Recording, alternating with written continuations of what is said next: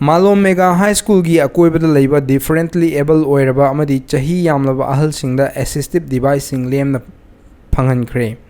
Assistive device adu Pradhan Mantri Divyasa Kendra scheme gi makhada Artificial Limbs Manufacturing Corporation of India amadi Malom Mega High School na punna khuchamna duna Malom Mega High School la pangthokhiba thoram amada yenthokhi.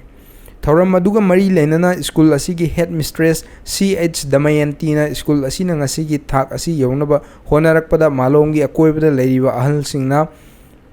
achauba thodang lawrakhi ahalsing asina lawrakhiba thodang amadi ngaklobu ikai khumnaba utpo oina makhoina ahal oiraklaba matam asida tangai fadana changdaba yadraba assistive device asi khuchinnabani makha tanasu School asigi maikaidagi mahiroi amadi akoibagi miyamgi damak lofam thokpa thodang chap chana lawkhigani haina phongdokhi.